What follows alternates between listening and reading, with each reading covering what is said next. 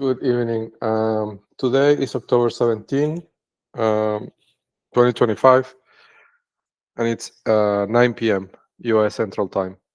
And my name is Rinaldo J. Aguiar Marcano, and I'm recording this session from my home located at the 26714 Valley Side Drive, Katy, Texas, 77494. So welcome, invisible friends, to the Engineering Happy Hour. So I'm going to make this more of a technical session that I've been putting off for a couple of weeks now. Yeah, so I don't know. I kind of tempted to give an update on the legal stuff because let's keep it separated, right? So it's more to not go off topic. Let me think for a second. If there's something pressing on the other. Yeah, I think there's a couple of things that I should mention on the legal front, right? So no, I'll pass on the legal front. Let's keep it technical because it's I have too many things piling up. Speaking of which, I think I'm gonna have to get an assistant or something to help me because I'm getting so much intelligence that it's hard to keep up with the things, right? Which is funny on itself. So yes, let me start with a ruse that they almost got me with that just a couple of hours ago. Amazing. I mean, these people are very inventive, very, very creative. So let me give you the backstory first, right? So they're desperate because because of the super ear, right? The antenna that I put on the top of the cold model.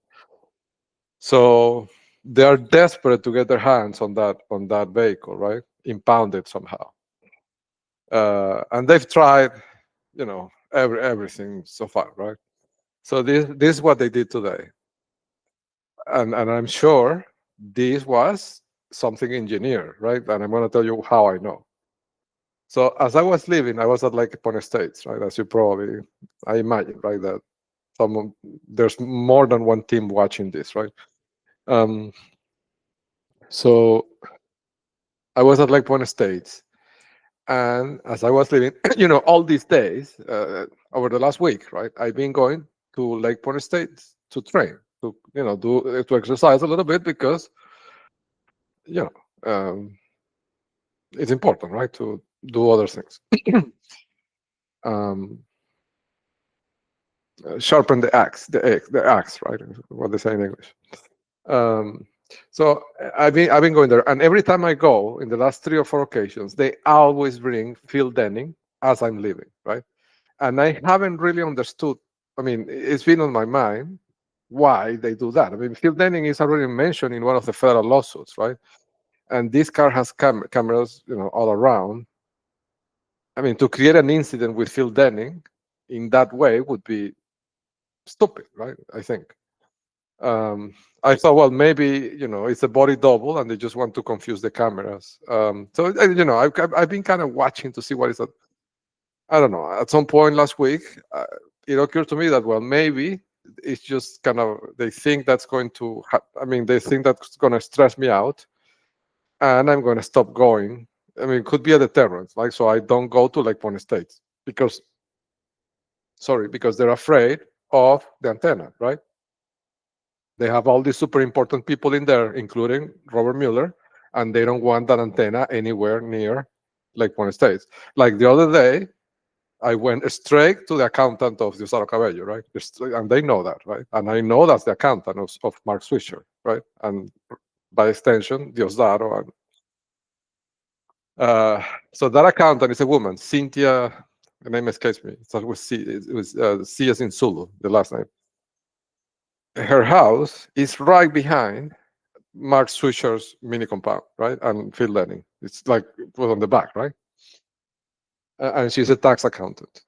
And And the house is marking like, if I start listing all the things that that house has that identifies that person as an important agent, super important agent, I would be talking for like half an hour.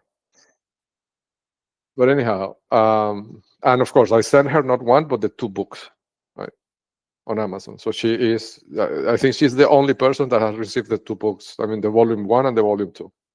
So that gives you an idea of how important she is according to the database, right, of Elon Musk.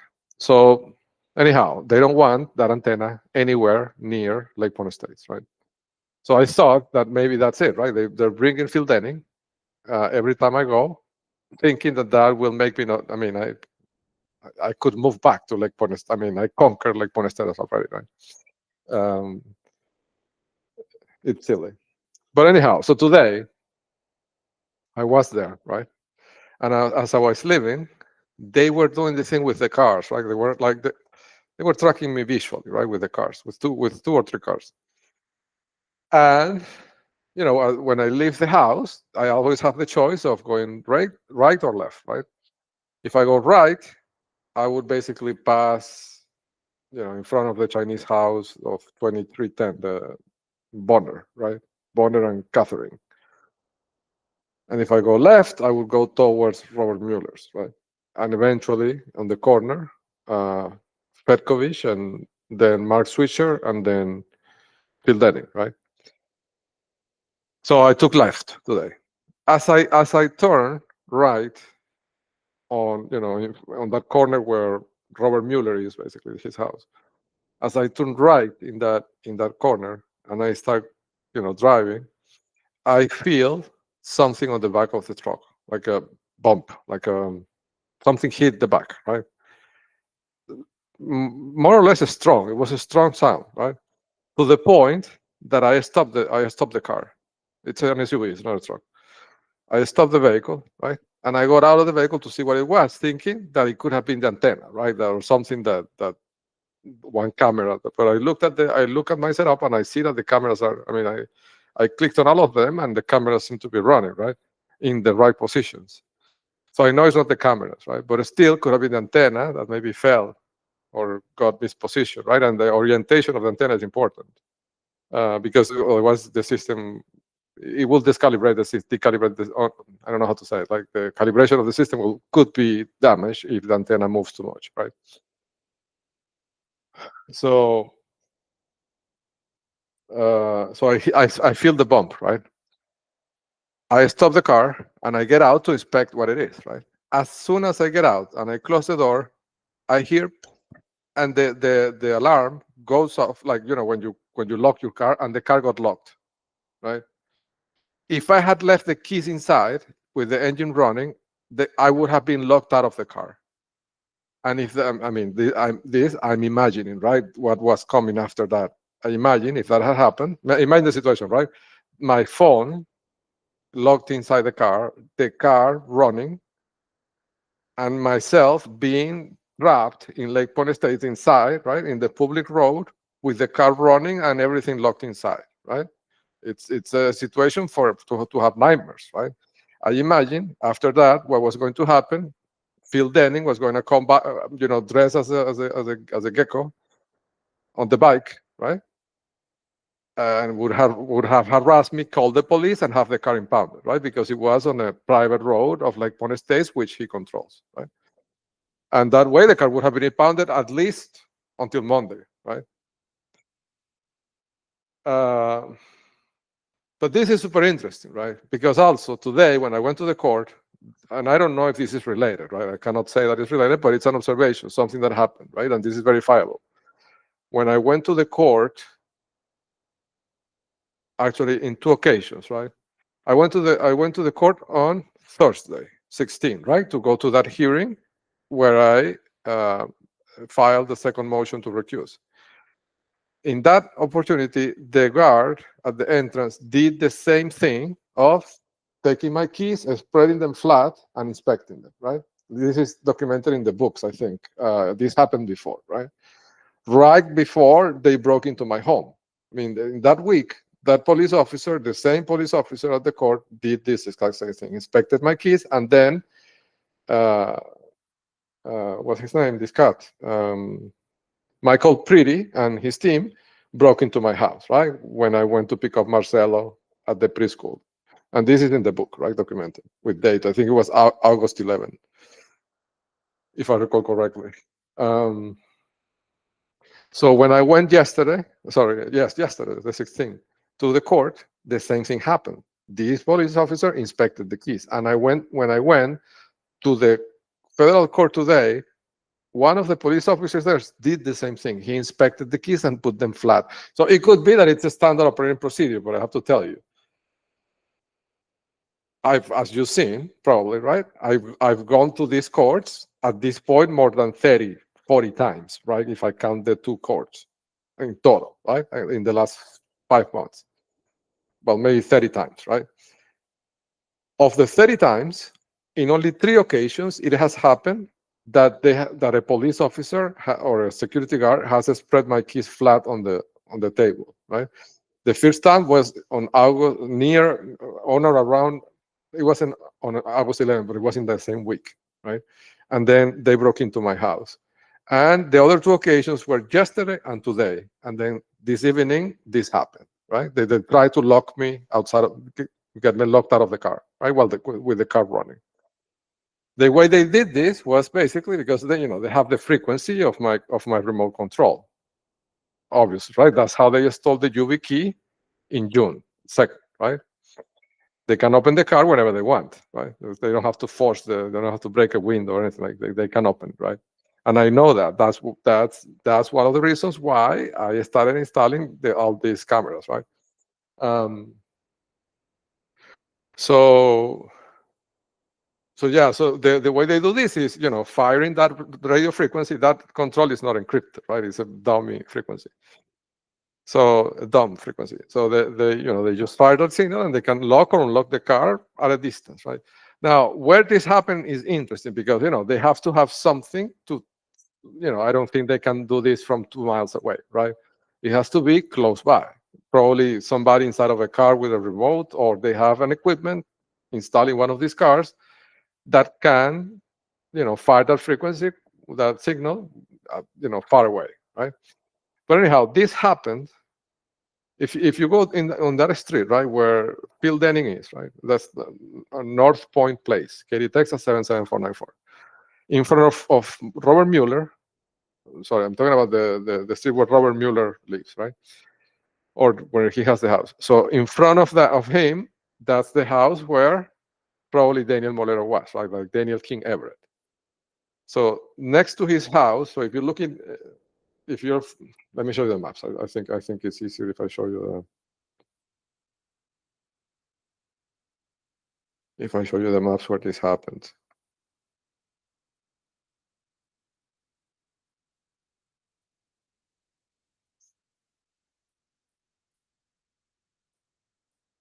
Okay.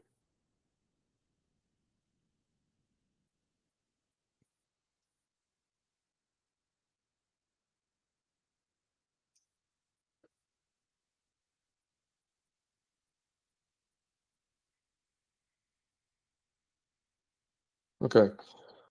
Yes. So yeah. So this is Robert Mueller's house, right? The one that has the mysterious concrete structure and the power line coming into the backyard, right? So the house in front, this 24927, is Daniel King Everett, right? Which is probably Daniel Molero. And then there is this house, 2411, right? It happened as I was more or less in between this house, the 24911 North Point Place. No, actually, no. It happened in front of 24903, right? Which, no, in between 24903 and 24831. And this 24831 is that house that has that military type vehicle in the front, right? I don't know if you've seen it. Yeah, so I was more or less over here when I stopped the car. So that vehicle, right? Probably the vehicle that they were using to transmit the radio frequency had to be somewhere close by, right? It could be one of like more or less around here, or could even be, in that area where they park park that military type vehicle all the time. So that's what they did, right? And let me tell you how I know. And this part is going to be a little bit annoying because I'm going to talk a little bit about this particular setup of this car, right? And it doesn't apply to anything else but that car. But just so you see how I know that this was delivered, right? So when they installed the YubiKey, I hit the remote, and I'm not using that remote for anything because I'm not going to go, right, thinking that I'm not going to go outside pressing that button so they can copy the frequency, like all the frequencies. Like I don't know how many they have. The button has different functions, right? It does different things, and I'm not going to say which they are because, but the remote has different functions, and I don't know if they have all the frequencies or if they have one, right, or two. So, but now I know that they have at least two, right, to open and close the doors, right? But I don't know if they have the other frequencies as well. So I'm not going to take that remote anywhere, so they can have them all, right? And when so basically I open it with a key, right? And because I know that they have the remote, I never leave the keys inside because I know that when I do that, they're going to lock the keys inside of the vehicle, right? So that's what saved me, right? When I went out to inspect what happened, I turned off the vehicle and I took the keys with me, right? So they locked me out, but I had the keys outside. So I've been using the car without the remote since June 2nd when they installed the YubiKey, right? Because I learned from my mistakes. So since I've been using the key, I can tell you how it behaves, right? Without the remote. Without the remote, it never sounds that beep sound when you lock it with the remote. That sound only sounds in this particular car, right? With the alarm that it has. It only sounds, the audible alarm, the beep, it only sounds if you use a remote. If you use the key to lock it or the buttons inside of the car, you hear the locks come down, but there is no auditive signal to tell you that it's locking or unlocking, right? You only hear the mechanical sound of the locks coming up or down. And when you're operating with the key without the remote, if you leave the vehicle unlocked, right? If I close the door and go do something else, it locks itself, but it takes like 10 minutes. It doesn't lock itself in a second, right? It has a timeout of like 10 minutes, and then if I don't do anything, it locks itself, right? But I never leave it unlocked. But I've tested this, right? Because I need to know how it behaves so to not get locked out of the vehicle. So I know that the timeout is about 10 minutes. But today, as soon as I closed that door, immediately the beep came on, and the doors got locked. So it was an action that they triggered, right? They baited me, right, to get me out of the vehicle and lock the car, with the intention, I imagine, of bringing Phil Denning to impound the vehicle, right?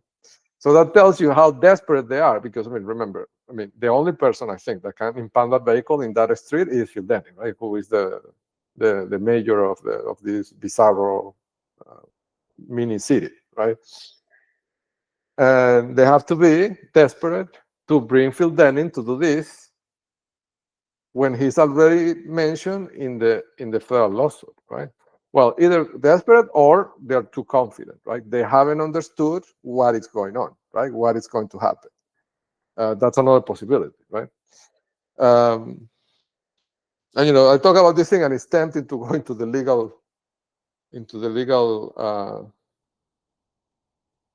Yeah, I think I'll mention some of the legal stuff at the end, okay? Because a lot of interesting things have happened. But anyhow, yeah, so I don't know if it's they're desperate or they are overconfident still, right? And they believe that they can do this thing, and there's not going to be any consequences, right? Could be, which I think in reality, right? That behavior or that I was thinking about that the other day, like that mindset, right? I think it's a consequence of having unrestricted power for too long, right? When there's no limit, people lose touch with reality a little bit, right? Like when you imagine, right, put yourself in their shoes, right? If you've been operating in this society for 20 years, right, doing whatever you want without any consequences, right? You you get accustomed to that, and logically, you think your mind, your brain thinks that nothing is ever going to happen, right, to you because you've been doing this for 20 years, right? So it could be that, right? It could be the attachment from reality. Uh, but yeah, I don't know. Let's see, right? So, but it was super interesting, right? How they planned that, right, to lock me out of the vehicle. But that tells me that they're desperate, right? That they're really desperate. Now, there's something I'm gonna mention, right? I've been running a lot of experiments. So what I'm doing, right? I'm basically working as a data collector. When I say that, I mean, I should probably explain what that means, right? So when I met Anna, right, and this I know because Anna told me, right? When I met Anna Kodayu, and I'm talking about 2005, right? Before coming to Canada, she used to work for Lucent, right? Lucent Technologies, the telecom company. And her job, I mean, it wasn't an engineering job, but she worked a lot with data collectors. And this is what the data collectors did, right? So the idea is Lucent, which was basically it's a technology company, but in that context, it was working as a contractor or an engineering firm for the Venezuelan communication company. So she told me that they had these vehicles, vans, equipped with antennas, and their job was, I mean, this is what she told me, right? Maybe it was really the seven, right, doing this, but she painted as if it was Lucent, right? They had these vehicles with antennas, and their job was to drive around the city, collecting signals, measurements of the quality of the communications between the cell towers, right? And then her job as an engineer was to model using this data collected from all this fleet of vehicles moving around Caracas to model what was the set of optimal parameters for the Lucent equipment to work for the telecom company, right? To optimize the traffic, the quality of service of this equipment, right? Of this network. So when I said I'm working as a data collector, it's because I have this antenna, the super ear, I call it now, on top of the cold mobile, and I'm driving around collecting data, right, and analyzing. Now, as I've been doing this for the last few days, I've noticed a lot of things, right? Um, um, so, I mean, let me get this out of the way, right? So, there's been a series of changes in their behavior. When I say their behavior, I mean the people, I mean the system, right? Like the collective. The collective, it's like the way the way this system they have operates is that they can coordinate hundreds of vehicles with this thing, right? And they act not as a single driver, each one individually, but as a swarm, really, right? So it's a collective of cars working together, coordinated with an app, right? Think of an Uber, but instead of guiding one car from one point to another, it's guiding a collection of cars, routing them in different ways, but to accomplish a single objective as a group. That's the idea. So the behavior of the swarm has changed, right? And not only that, the composition of the swarm has also changed. Now that the antenna is on the top of the vehicle, now the vehicles are taller. And I've measured this with software. Like before the antenna, the vehicles, the average height of the vehicles in the swarm was much lower. Now the average height is much, much higher.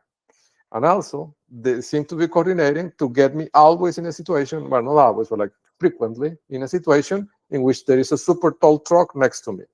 It could be like a refrigerated truck, or it could be like an Amazon truck, or it could be like but it's unusual. Like I have metrics about this, and before the antenna, the number of times this happened was minimal compared to now. Now, every time everywhere I go, even here in this small streets, now there's a bunch of tall trucks driving around, right?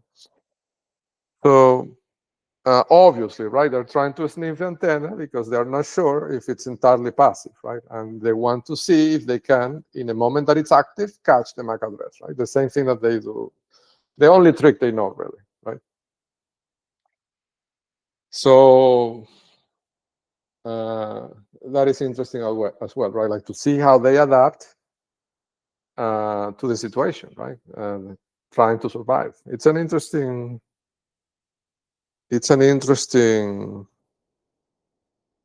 situation, right? Because it's not really a living being; it's a collection of living beings.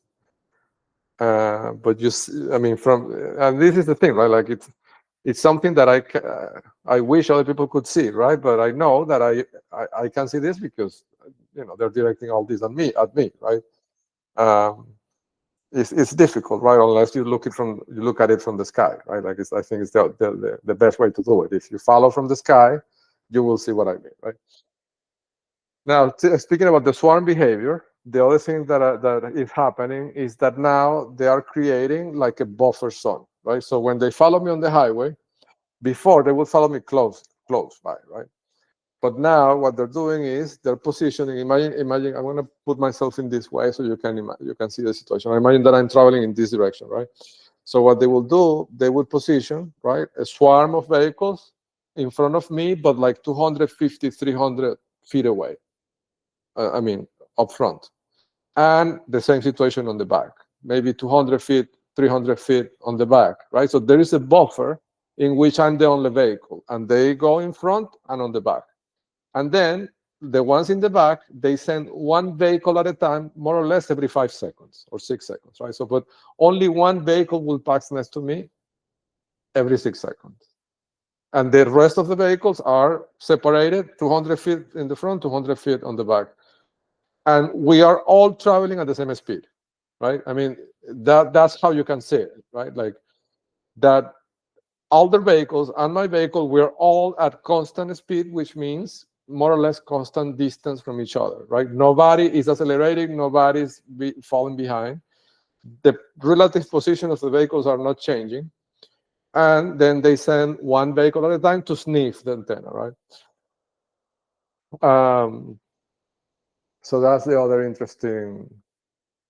And you can see here, right? Like this is a state level intelligence, right? Like I don't know, right? Because I don't work in that, I never worked in that, right? And I don't know the TTPs, right? But I imagine that, for example, I'm guessing here, right? Like I might be wrong, but I imagine that if you talk to somebody from the Secret Service, this technique probably has a name, right? I imagine this is what they use when they want to protect an ambassador, right? Or if, the Secret Service I'm talking about, right? Like if you have a person that you don't want anybody getting close to them while they're driving, you'll probably do something like this, right? Of course, in this case, they're not protecting me, right? They're harassing me, but it's the same technique, but just with a different goal, right? But here you can see that this is a state act, right? Like a company, if it was WebMD, right? WebMD wouldn't have the know-how how to, do this operationally, all day, every time I go out, right?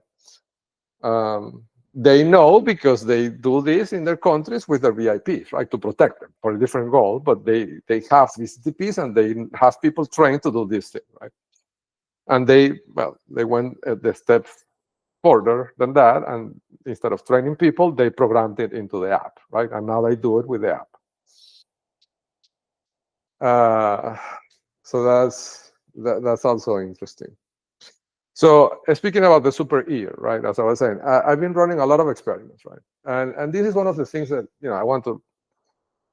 I hope there's people from engineering, out there seeing this thing. But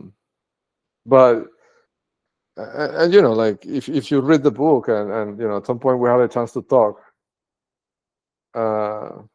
I think you will see, right, that I have been able through the years, right? I'm not talking about right now, but through the last 10 years, I've been able to reverse engineer multiple of the systems that they use, right? Engineering systems, online and offline, right?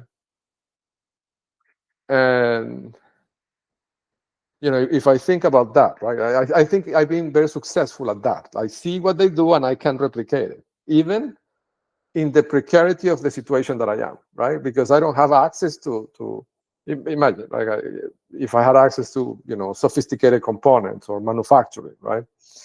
But I'm in a very precarious situation, right? Because if I go to Micro Center, they fill the store with agents, right?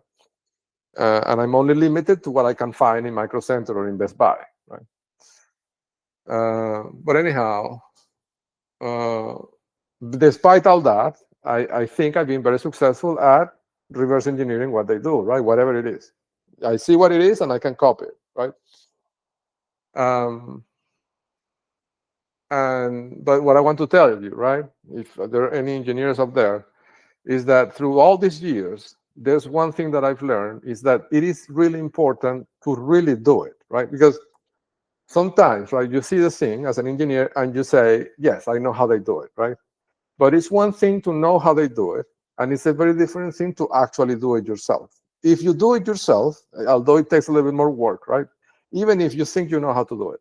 But if you do it yourself, you will discover challenges that you would have not thought of and that they had to overcome. And then you will understand why they made certain engineering decisions. I'll give you an example, right? And this is an introduction to this important thing that I want to say. I discovered through this process of these few weeks, right, running my experiments, that the precision of the capture of data is much, much higher if you maintain a constant speed.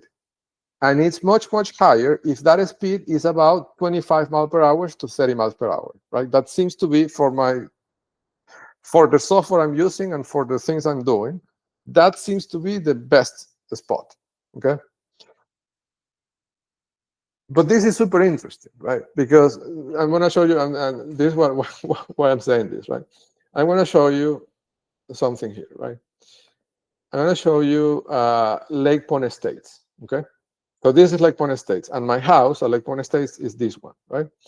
So the last few times that I've been going to Lake Pond Estates, before I tell you that, let me tell you something else,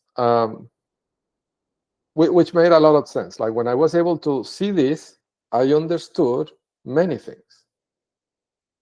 So after, right, several experiments and variations that I ran, and I discovered, right, that sweet spot exists and that the constant speed is a key factor, I started experimenting with the cruise control. So I discovered that if you use the cruise control of the car, the precision is the best precision you can achieve, right?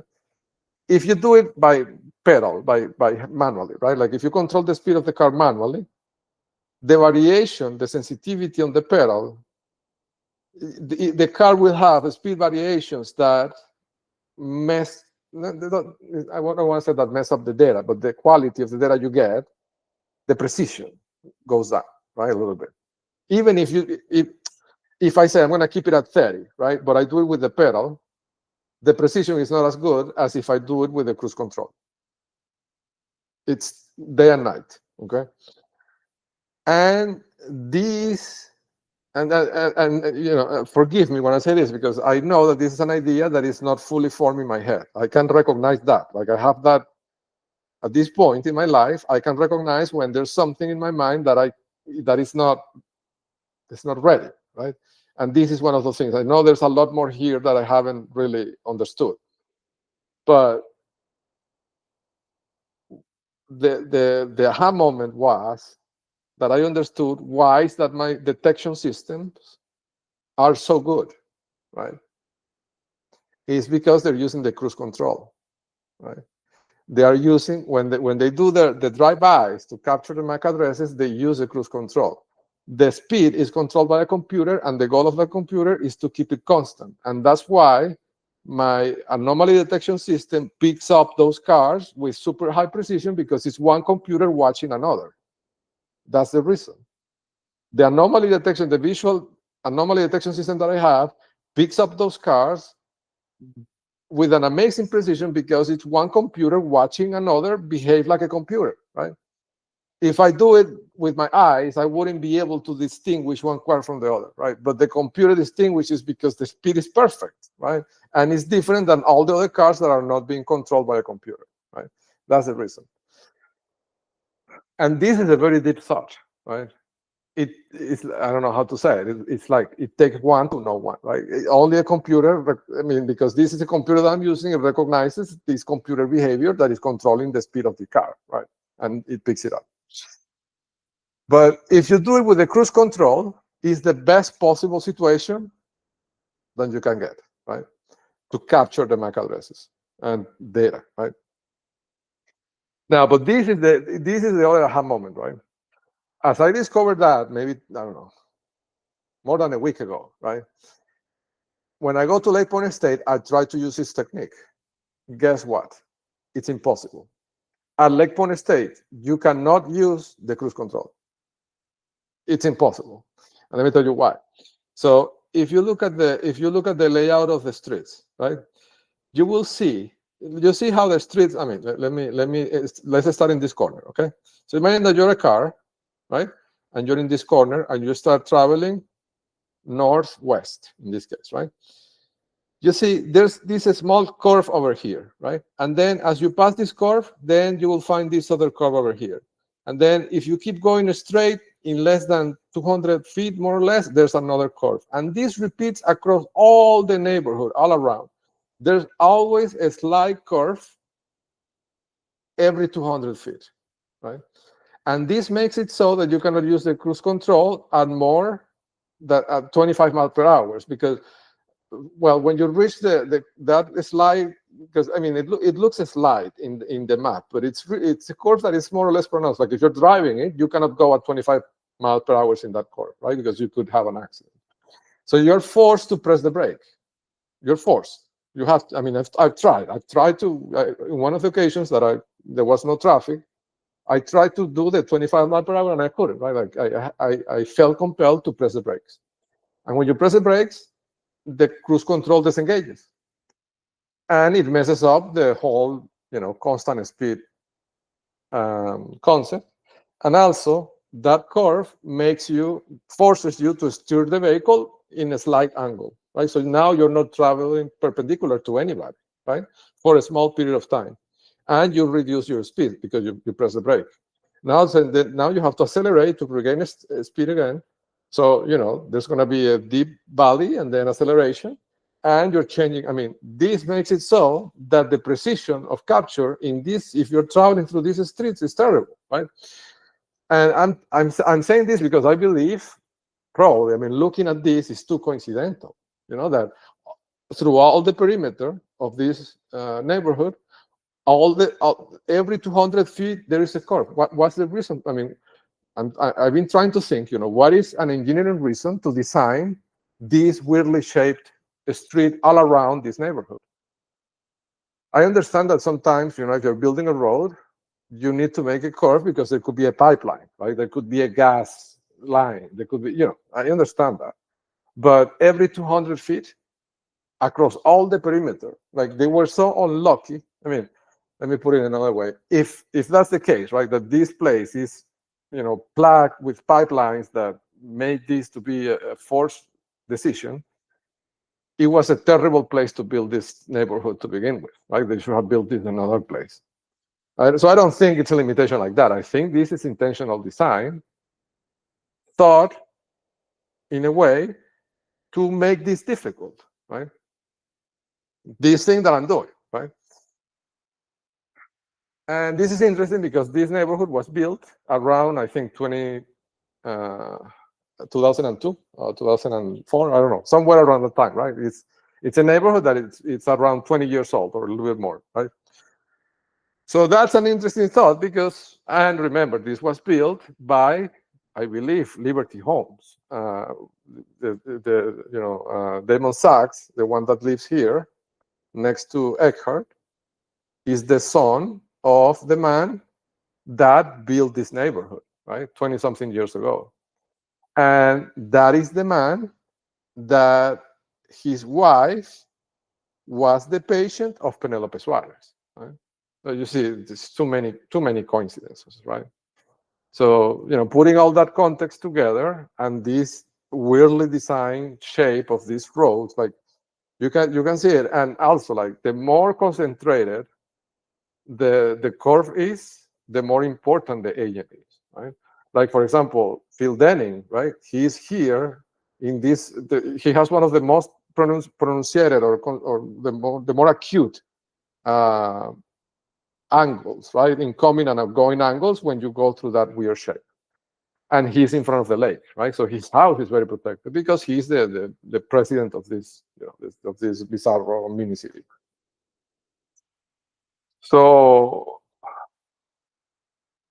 it's super interesting because it's taking. I mean, this is a case study, right? This neighborhood, right? It's an example of using urban planning to protect against radio frequency eavesdropping. But at a different scale. It's not like they're not engineering one property or a mini compound, right? They engineered the roads of the neighborhood to make this intentionally difficult, right? And the accountant of Diosdado Cabello is here, right?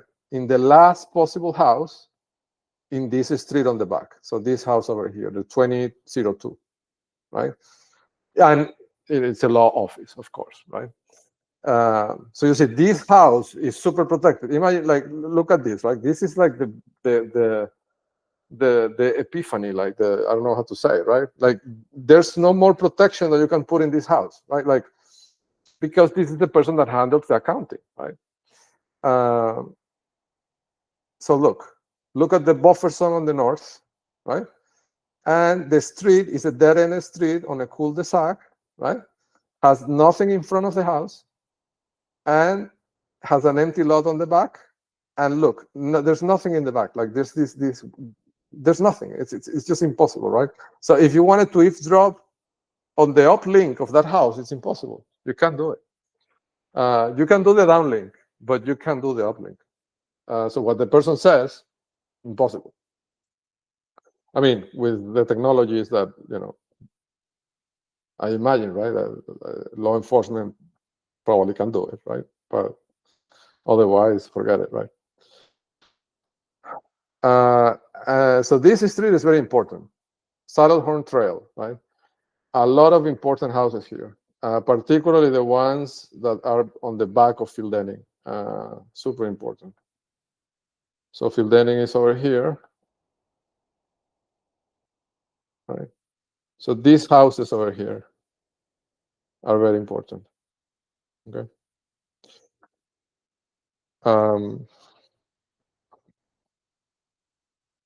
Yes. So now that we're talking about this topic, I have a lot of things, right? So I'm trying to prioritize them. So because we're talking about radio frequency, let's jump to antennas. Okay. So I have somewhere around here. Yes. So this, let me show you this.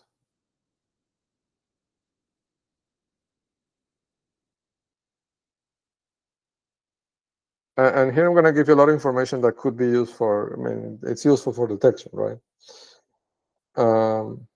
Okay, so this house that I'm going to show you the photos of is this house, right? 10419 Monticello Hill Drive, okay? Katy, Texas, 77494. So this house is one of those houses that, remember that I said in one of the demos before that I focus a lot on the houses that have multiple antennas. So this is one of those houses that have 2 antennas, okay? And you can even see them here in Google Maps. So one antenna is here. This is the uplink. And the other antenna is here. And this antenna is the downlink. And I'm going to show you how to differentiate them and how to identify them. It's easy. So before I say that, I need to give you a piece of information that is going to be very useful, okay? Let me switch to the other window. Okay. So it's about the roofs, okay? The roofs of the houses are a super important component of the network in general, right?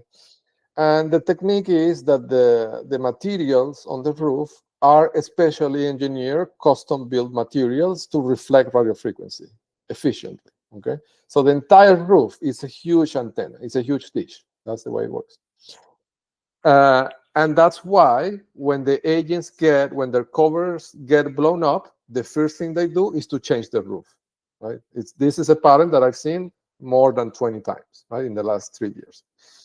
For example, when I uncovered or blew the cover of the Pretties, immediately they changed that roof, right? And when I posted about the 26, 7, 11 Valley-Side Drive with the antennas that they had in the they immediately changed the roof, right? And this is a protective measure in case, right? The FBI raise the house, they don't discover these specially made roofs, right? And while they do that, in the roofs, I mean, when they install the roofs, when they're going to set up a new house, and I also seen this, right? When I bought the house at Lake Point Estates, the next day, I moved into the house, I think was June 26th. On June 27th, they moved next to me the Bonner agent and Catherine, right? I mean, those are the supposed owners of but it's a safe house, right? Like they have agents, it's a rotating doors of agents, right? That come in and out. But those are supposedly, right, the cover identities of the supposed owners, right? So the next day after I moved to Lake Point Estates, they moved the agents in, right? And the next day after that, they brought in a truck with a load of roof material, right? And they changed the entire roof of the house within 3 or 4 days after I moved into my house, right? So that tells me, right, that house, and I don't know if people will recall, and I think I wrote this on the book already, but that house where they moved those agents, so the house that it's, let me show you. Let me show you because it's easier to see. Okay, this one, right? Okay, so if we go to Lake Point Estates again,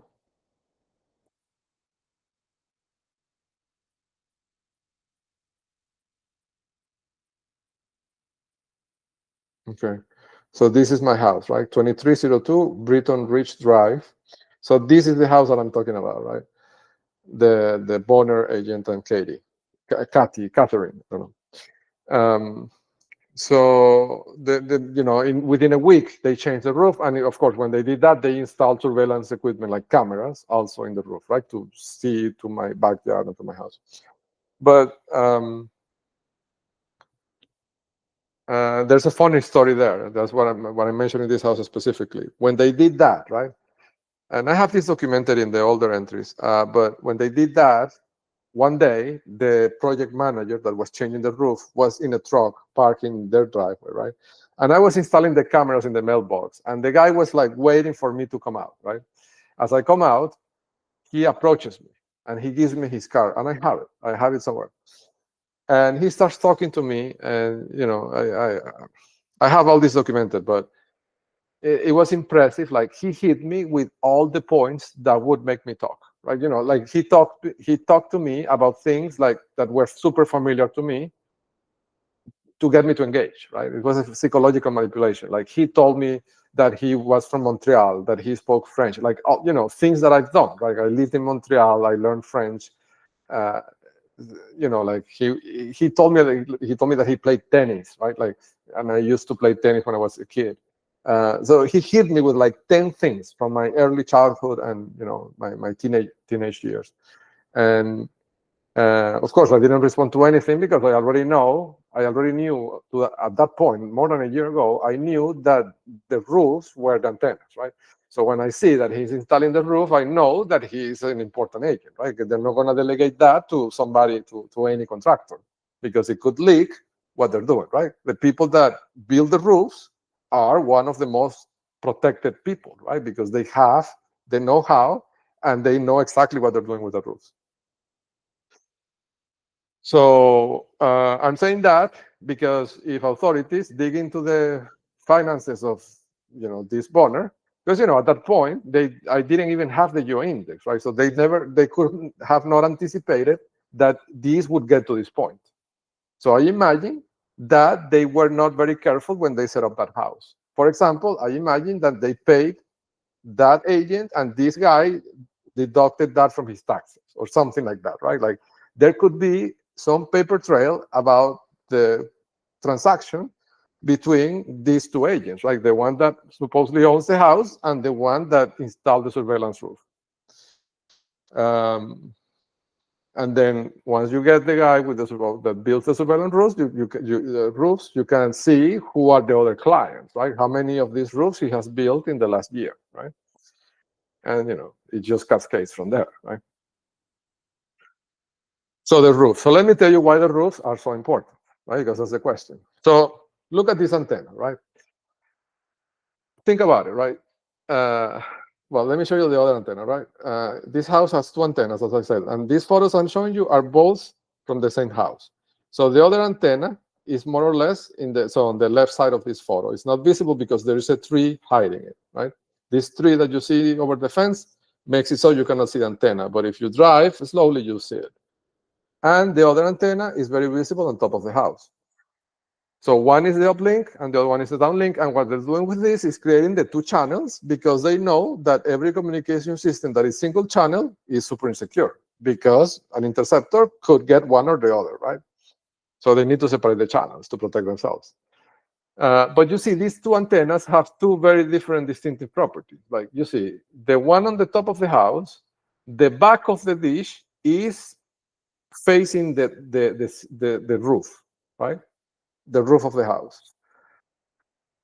That tells me that antenna is the uplink, right? What that antenna is doing is sending data up.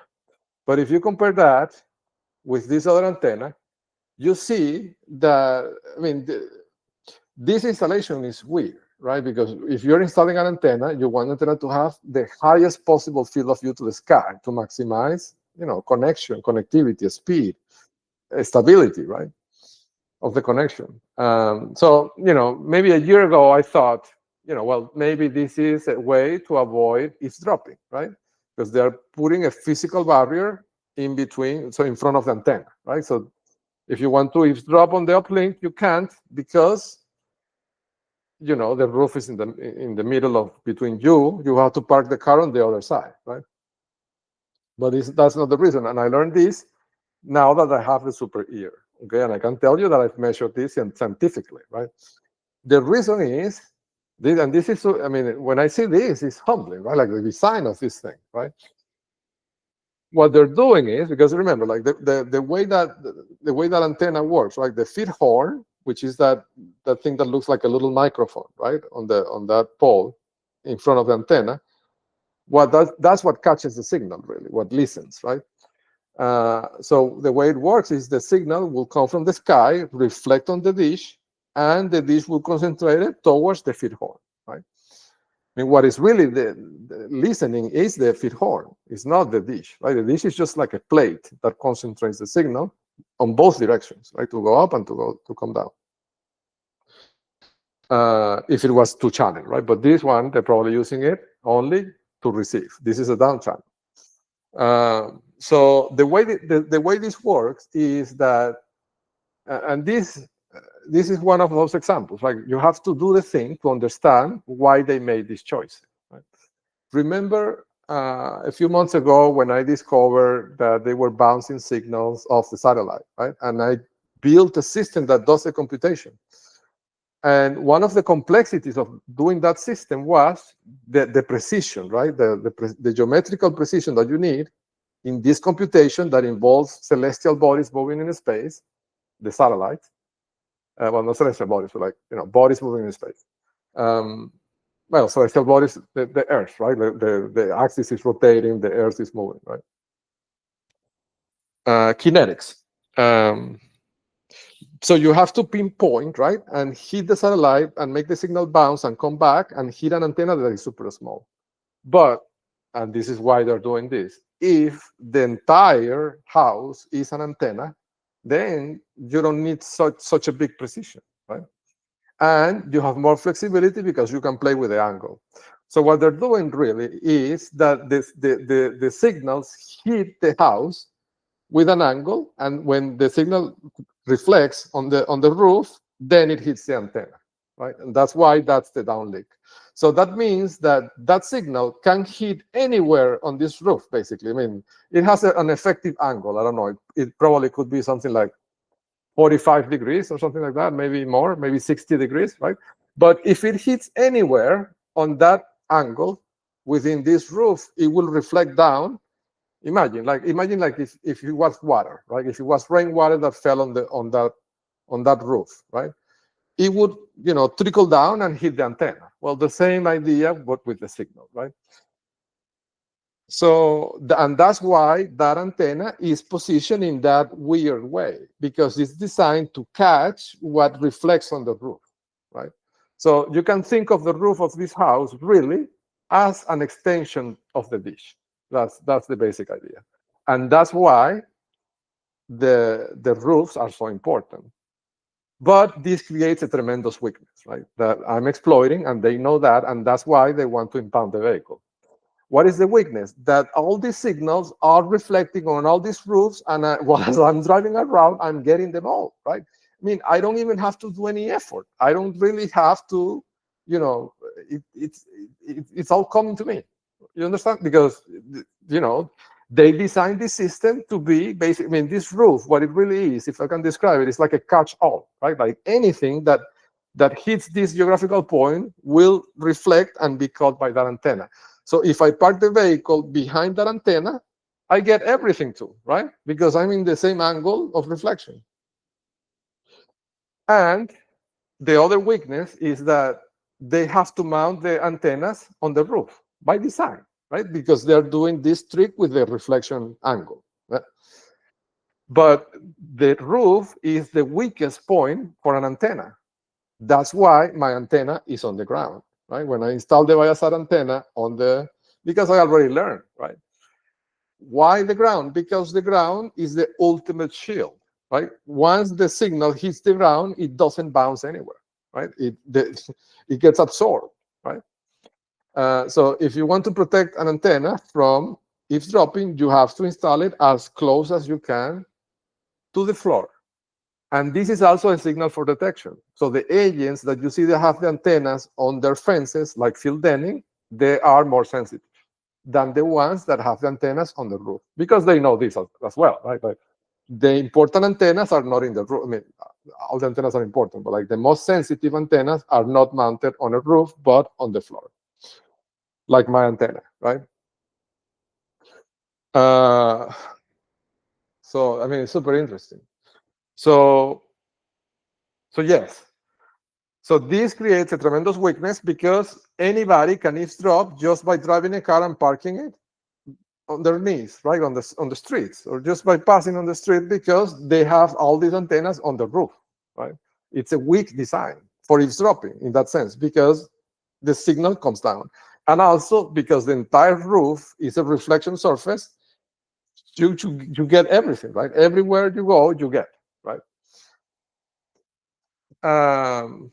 Now, there's also an important thing. The houses that have the antennas are not the houses of the agents. Like, these are safe houses where, they set up these antennas. I mean, maybe somebody lives there, but that person is not important, right?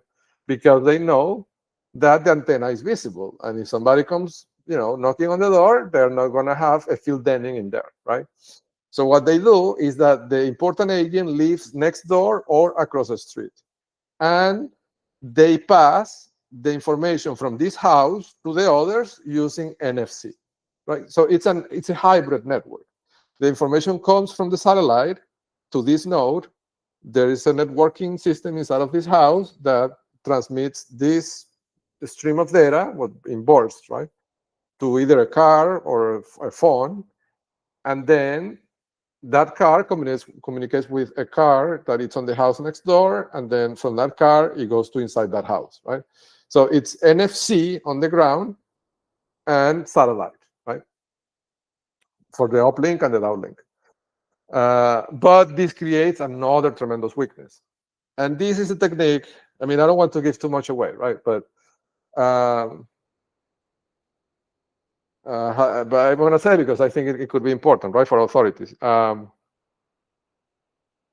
So when I describe what they do with the predictable request, right? So what they would do is, if they know that I'm going to check my email, right? For example, right? They know that my email is, whatever email address it is, right? So they know that in that byte stream, that email address is going to be present multiple times. So they are already looking, when they're trying to decrypt the data, they're looking for only encryption keys or decryption keys that would produce an output that contains that string. Right? It reduces the search problem, the search space. But so the problem that I had to solve, and this is what I say, it's important to solve the problem yourself. The problem is, how do you intercept the NFC, right? But the weakness of their system is that, how do I say this? What you get from the sky, you can use as an anchor to decrypt what you get on the ground, right? Because the same data stream is going to, let me give you an example, right? Imagine, let's go back to that house that has the 2 antennas, right? And I'll tell you who are the important agents. And I know because after I've been, doing my rounds in that street, they immediately changed the roof of the house next door. They were changing the roof, I think, yesterday. So that tells me, right, that they moved the agent. The real important agent, right? So that house is this one, right? The one that, and you can see that because it has a pool, right? Like they would never put a pool in a house of an important agent because that would require weekly access of strangers into the backyard, and they're not going to take that risk. So the important agents never have a pool on the back, right? Well, I don't want to say never. Maybe if they're super high level and they want to have a pool, maybe, right? But for these ground operatives, right, the ones that are sensitive don't have pools. So so this is the house with the 2 antennas, right? So the house next door. So the way this works, right? So the downlink will come and will hit this antenna via reflection on that angle, right? On that surface with that angle. They will get a stream of data. Then that data would be sent, say, to this car over here at this 29.71 to 86 latitude minus 95.84165 longitude. And then that car would probably transmit it to this car over here, right? And then the real agent is this one, right? The 10422. And this guy I reported even to the IRS, I think. He's from an Arabic country, right? And this guy as well, right? The 26802. And here you see the pattern of the 2 houses ending in 2, right? 2 contiguous houses ending in the number 2. 10, 4, 22, and 26,802. And this is a pattern that I described before, right? When you see 2 houses, contiguous houses ending in 2, it's a thing. So you see, so that's the way the network works, right? So, but the weakness is, what I was trying to say is that if you capture data from the downlink, right? If you somehow get it, that goes to this antenna, the same stream of data is going to eventually go from this car to this car, right? And that is a tremendous weakness because you know that the decrypted data is going to be very similar for 2 things that have 2 different MAC addresses and 2 different encryption keys, right? So that makes the 2 channels weak because it increases the probability of finding a key exponentially, right? Because you have a lot of information now, right? There's only a very small set of candidate keys that would decrypt the 2 very different strings, resulting in the same output, right? It's a trivial problem to solve. And this is possible because they made this stupid decision of retransmitting the same string of byte that is coming from the sky via NFC, right? So it's a super weak network. Very weak. Yeah, so I think with that piece of information, I think I'm giving a tremendous advantage to to authorities, right? So you see, right? It's easy to identify them now because, well, the houses that have the cars outside are where the real target, I mean, the real recipients of the sensitive information are, right?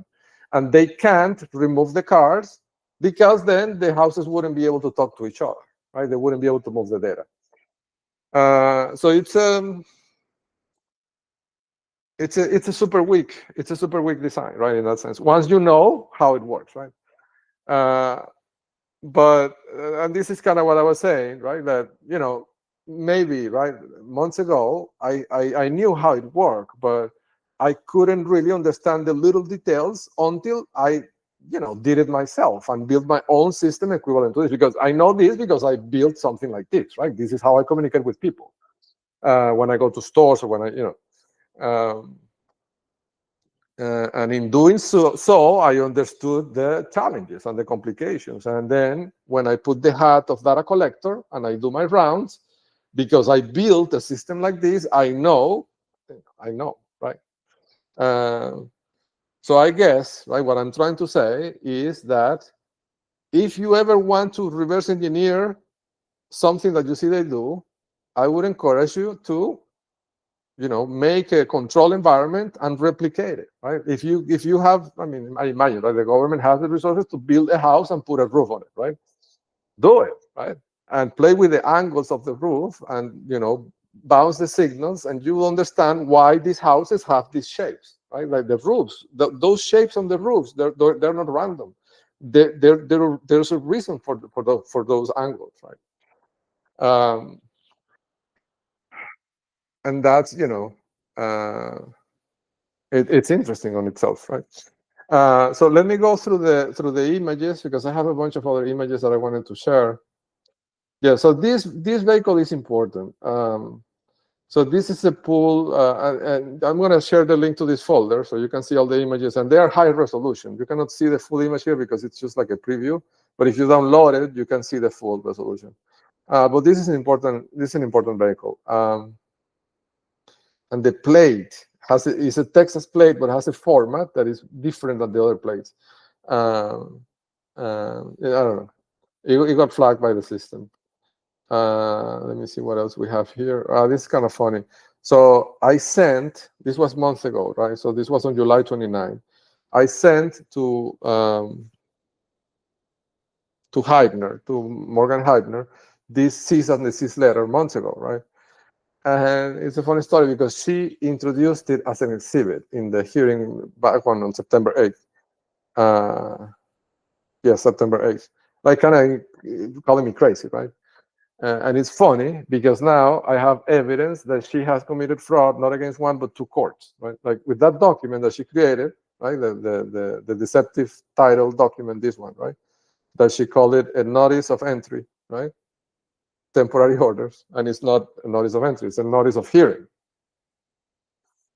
When she did that, she committed fraud against not one, but two courts. The court, the 387, where she filed this document, and the appellate court that she deceived with this document, right? So in one document, it's two fraud against two different courts. And this is one of the things that I wanted to say, right, on the legal front, is that I think Morgan Heibner is kind of a black hole for this organization, I mean, at this point, right? And I'm saying that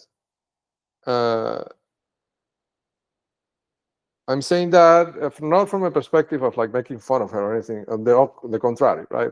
If anybody's watching this video or watches this video, I think I don't know how to say this, right? But I don't know how to say it. But the thought is, right, being on the receiving end of this for years, I know that when these people, this network, have a problem that they can't solve, they try to eliminate the problem, right? By any means necessary, even if it means assassination, right? And Morgan Heibner, I think, could be seen by them as a problem because now there is hard evidence of fraud, right, tied to her, and by extension, it will trickle down to all the people that she's touching, right? For example, if if I go and file something, right, in a particular court, and then they engage another agent to try to defend her, right, or to try to block what I'm doing, right, then that agent is going to be part of what she did, right? That agent is going to be probably charged as an accomplice, right, of the fraud, because anybody who tries to cover up the fraud is part of the scheme. So it's a situation that is just going to trickle off, right, to whatever instance I take this. And it occurred to me that this might put her in danger, because they may think, well, the solution is to get rid of her, right? If she's not around, then there's no risk, right, that she could be questioned, for example, right? So I don't know. It's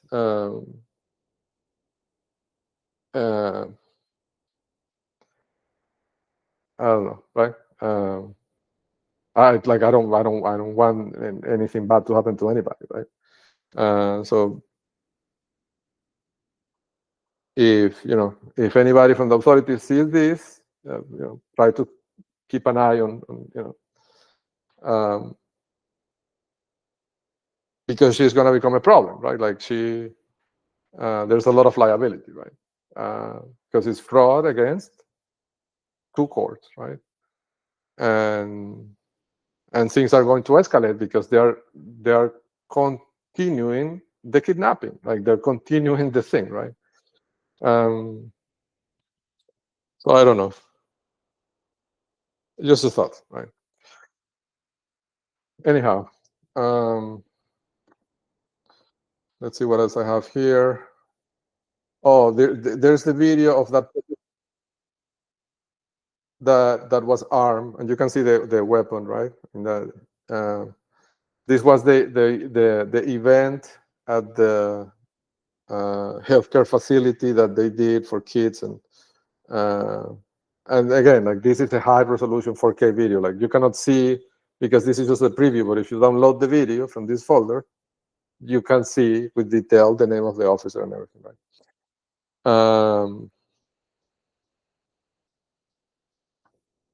This is another of the. Let me see what else. Oh, these are the cats that they had at the Ryan Sullivan's house. So the way they do it, right? They have these people in the cars because they're desperate to catch the downlink of my satellite communication, right? To see what I'm going to file. It's stupid because I'm going to file it anyways. You're going to see it in 20 minutes, right? But anyhow, so they park these people in these cars and they're just waiting, right, until I connect the internet. And when I connect the internet, then they back up and drive at constant speed trying to capture the. So these ones, they had them parked there. I think it was Wednesday when I was about to file the motion to recuse. I think it was, or the day before. But anyhow, I think they saw that I was taking photos, and then they came out of the car, which is worse because then I have their faces, right? So those photos are also there. So that is from the house 27606 Valleyside Drive, Katy, Texas 77494. This car is super important, right? If you download the full photo, you will be able to see the plate. It's a Toyota. What's the name? FJ, I think, silver. Okay, the antenna, the pool guy. Speaking of pool guy, the Apex Pools, which is a company that I hired years ago, like they were the ones that maintained my pool. They're super flag, right? And I don't know if they're mentioned in the book, but I wanted to mention it here. There was an incident, this documented in the website, in which the supposed owner of the company, right? It's one of those companies that it's like two people, right? Supposedly, that's what they told me. In one occasion, he brought a man, a SEBIN agent, I imagine, because I talked to him and he was from Maracaibo, from Venezuela. And I recognized the accent, right? And this was at the peak of the harassment, right, in 2023. So the man was cleaning the pool, and he had a hunting knife attached to his belt. Right? I think it was kind of to intimidate me, right? Like to harass me with. So yeah, I wanted to mention that that company is flagged, and um, I have good information about the company. Um, right. So we talked about right. So another thing I wanted to mention, right? This I've known for a long time, right? But it's I'm going to mention it because it's one of those things that are hard for them to change, and even if they change them, I think the government will be able to trace back and find them, right? So there's a set of interesting plates that have certain characteristics. I'm going to describe them. Okay, there are plates that have a black background and white letters, and they contain characters, specifically the B as in Bob or G as in golf within the set of characters in the plate. Okay, and I believe I don't know because I haven't been able to see their system like the code, right? But from what I can tell from the statistics that I have, it seems to me that these two characters, B as in Bob or G as in golf, in those plays act as an anchor, right? Meaning a separator. It's a way for them to mark, when something starts and ends. And the reason for this is, I think, because they're storing in those specific plates information that doesn't fit in the bigrams, right? So imagine an identifier that is 4 characters, right? And you want to put that in a plate that has 7 characters. So what you do is that you say, well, if you find a B as in Bob, everything after the B is the identifier, right? And these plates are important because imagine, like, if they had the need to create these longer identifiers for these specific people, it means 2 things. It means that these people are more important than the others that don't have identifiers, right? In this way. And secondly, that the amount of people worldwide that need these identifiers is in the thousands, at least, right? Because they need more than 3 characters. So we're talking about a group of people that do something. I don't know what is that they do exactly, right? But it's a group of people that do something, and this group of people consists of thousands of people. And I believe these plates have a secondary identifier as well. Like there's some plates that would have 2 numbers, then the B or the G, and then 4 digits, right? Or 4 letters and digits. So I don't know, like if I can, an analogy would be if you are trying to represent, say,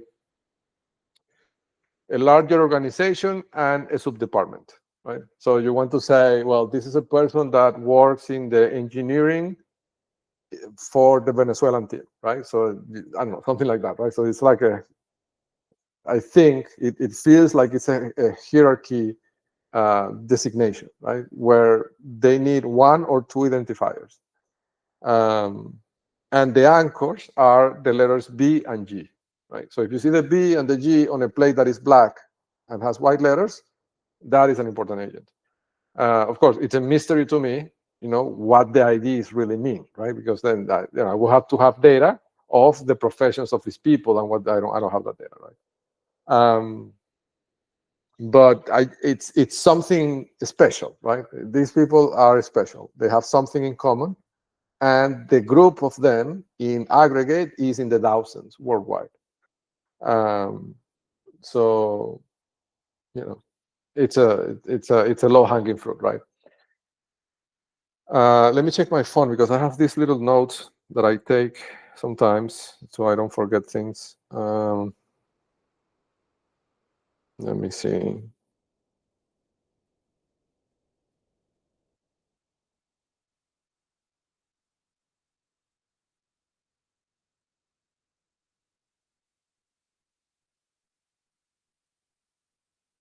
Yeah, so the older cats, that photo that I showed you, right? Well, I don't think this is the older cards, but there was another card that was important on Ryan O'Sullivan House, and the plate was PCK 0560. That was an important card. And another one that I saw important in this in the last few days was the Texas S as in Sam, C as in Zulu, X7135, a white Mercedes, also very important. So with that, I think I'm going to close this session. I thought I would talk about, the legal topics, but I think the most important thing I said, right, that I now have hard evidence that Morgan Heibner and her firm committed fraud not against one, but against two courts, with the sole purpose of impeding justice, blocking my access to courts, and that resulted in the TRO that could have protected the child being dismissed without being even assessed, right, by the court, which puts the child in danger, right? So it's child endangerment. And I think will be aggravated, right, because she did it with premeditation, planning, and to protect her own interests. And on top of that, the child was her client, right, because she's representing supposedly the mother and the child, right? So, I mean, I don't know how it could be more aggravating than that. So, everywhere I take that, I mean, she is, they probably know this at this point, right? Like, she's my weapon, right? Like, she is my weapon. I'm using her as a weapon, right? And everywhere I take her, she's going to create liability for everybody else, right? The easiest way is to return the child, right? It's the only way that this is going to stop. So with that, I'm gonna end this session. And I have other things that I want to mention, but I'll make a follow-up. Okay. Well, thank you so much for your time, and I'll see you on the next one.